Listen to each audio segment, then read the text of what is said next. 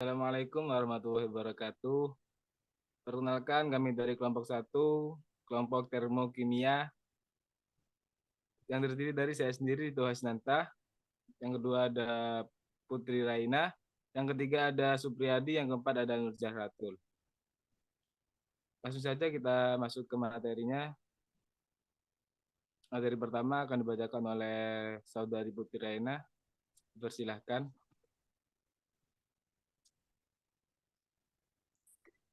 Pengertian. Termokimia adalah cabang ilmu kimia yang mempelajari tentang perubahan panas, kalor, atau energi suatu zat yang melibatkan proses kimia baik yang diserap maupun yang dilepaskan. Termokimia dipengaruhi oleh sistem dan lingkungan.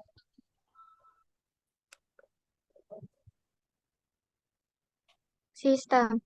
Sistem adalah segala sesuatu yang menjadi pusat perhatian dalam mempelajari perubahan energi dan berubah selama proses berlangsung.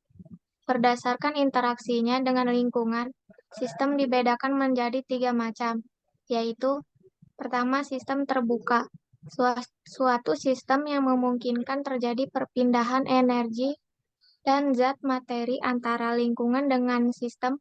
Pertukaran materi artinya ada hasil reaksi yang dapat meninggalkan sistem, wadah reaksi, misalnya gas, atau ada sesuatu dari lingkungan yang dapat memasuki sistem.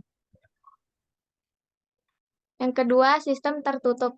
Suatu sistem yang antara sistem dan lingkungan dapat terjadi perpindahan energi, tetapi tidak dapat terjadi pertukaran materi. Contohnya, reaksi antara logam magnesium dengan asam klorida encer yang dilakukan pada tabung reaksi yang tersumbat dengan rapat. Gas hidrogen di dalam sistem tidak dapat keluar sistem, tetapi perambatan kalor keluar sistem tetap terjadi melalui dinding tabung reaksi. Yang ketiga, sistem terisolasi. Sistem terisolasi merupakan sistem yang tidak memungkinkan terjadinya perpindahan energi dan materi antara sistem dengan lingkungan. Contohnya, reaksi antara logam magnesium dengan asam klorida encer yang dilakukan pada tempat yang tertutup rapat, misalnya dalam penyimpanan air panas termos. Lingkungan. Lingkungan adalah hal-hal yang di luar sistem yang membatasi sistem dan dapat mempengaruhi sistem. Contoh lingkungan, alat-alat, wadah, tabung reaksi, udara, dan air. Selanjutnya, hukum kekekalan energi. Energi tidak dapat diciptakan atau dimusnahkan, tetapi energi hanya dapat dirubah dari suatu bentuk ke bentuk lainnya. Selanjutnya, entalpi H dan perubahan entalpi segitiga H. Entalpi adalah jumlah energi yang terkandung dalam suatu zat pada tekanan yang tetap.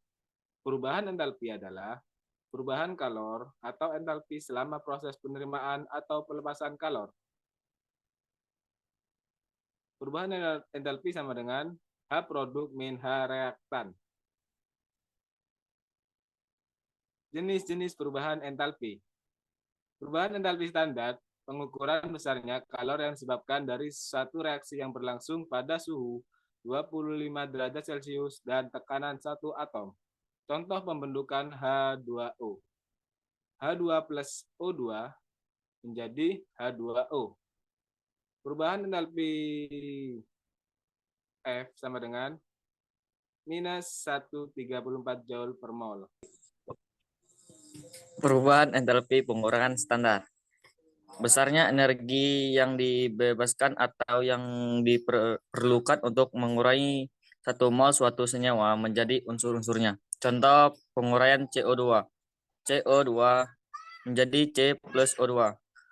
Perubahan entalpi untuk H derajat D sama dengan plus 392,2 kilojoule per mol.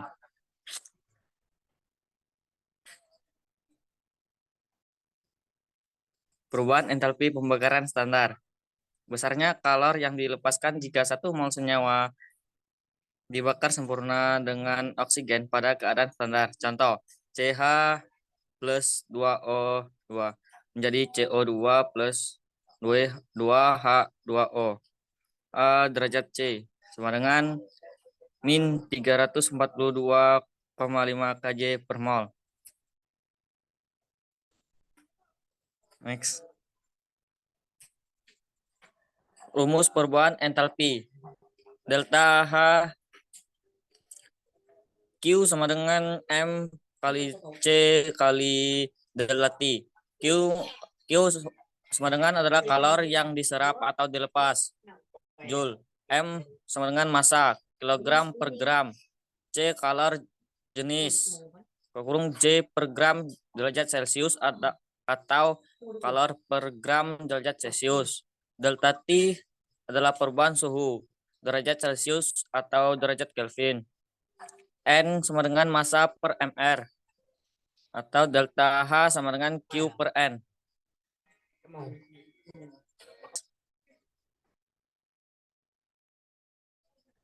Reaksi eksotrom, reaksi yang melepaskan energi sehingga suhu lingkungan menjadi naik. Contoh peristiwa membuat api unggun. Pada kayu akan dibakar untuk bisa menghasilkan api. Itu kondisi lingkungan di sekitar kayu yang akan mulai menghangat seiring dengan api makin panas. Reaksi delta H sama dengan H produk min H reaktan kurang dari 0 atau delta H sama dengan contoh 3H2 plus N2 menjadi H3 atau delta H sama dengan 92 kilojoule.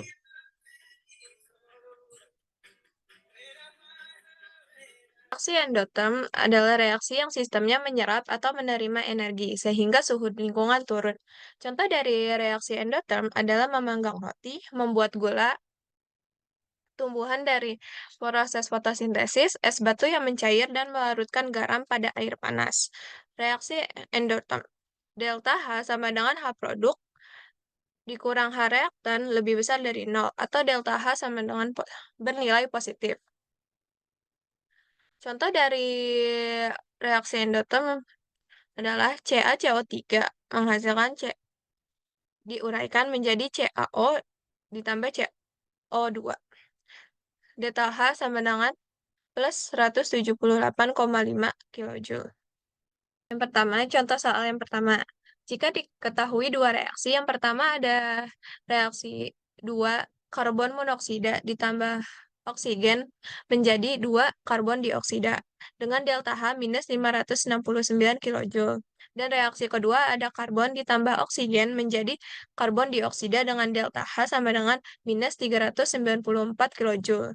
Dan yang ditanya adalah delta H dari pembentukan karbon monoksida per molnya adalah. Nah, ya, caranya yang pertama, reaksi yang pertama itu dibagi dua semuanya menjadi CO2. CO2 sama dengan reaksi pertamanya itu menjadi karbon dioksida sama dengan karbon monoksida ditambah setengah oksigen. Delta H-nya menjadi positif 284, kilojoule. Itu jadi positif karena reaksinya itu dibalik. Terus reaksi yang keduanya tetap karbon ditambah oksigen menjadi karbon dioksida dengan delta H minus 394 kilojoule. Nah, delta H dari kedua reaksinya itu dijumlah. Jadinya delta H dari pembentukan karbon monoksidanya itu sama dengan minus 109,5 kilojoule. Contoh soal yang kedua. Diketahui delta H dari pembentukan NH3 sama dengan 106 kJ per mol. Tentukan besaran kalor yang diperlukan untuk menguraikan 4,48 liter NH3 pada keadaan standar. Yang pertama itu kita tentukan dulu reaksinya. Reaksi pembentukan dari NH3. Reaksinya itu yang pertama ada setengah N2 ditambah 3/2 H2 menjadi NH3 dengan delta H pembentukannya sama dengan minus 106 kJ per mol. Nah, reaksinya itu dibalik menjadi NH3 sama dengan setengah N2 ditambah 3/2 H2. Delta H dari penguraiannya sama dengan positif 106 kJ per mol. Nah, untuk menentukan besarnya kalori yang diperlukan itu, kita pertama-tama mencari molnya dulu. Nah, cara nyari molnya itu yang pertama, cara nyari molnya itu volume dibagi 22,4. Volumenya kan 4,48 liter, jadi 4,48 dibagi 22,4 menjadi 0,2 mol. Q sama dengan delta H dikali mol. Jadi 106 dikali 0,2 hasilnya 21,2 kilojoule.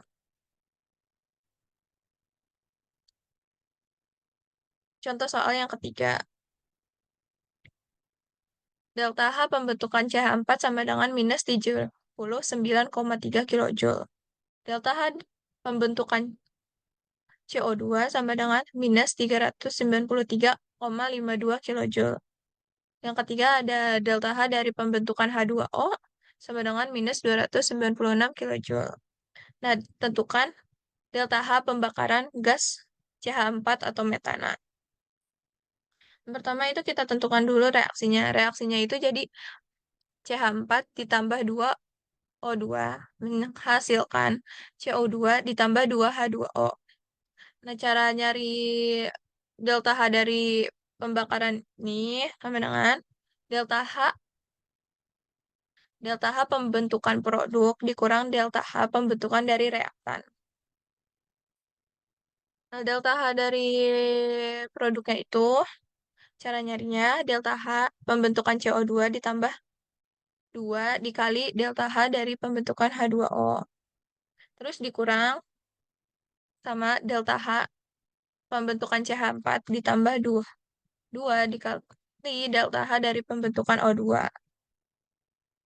Jadi minus 393,52 kilojoule ditambah 2 dikali minus 296 kilojoule dikurang 79,3 kilojoule ditambah 2 dikali 0 kilojoule.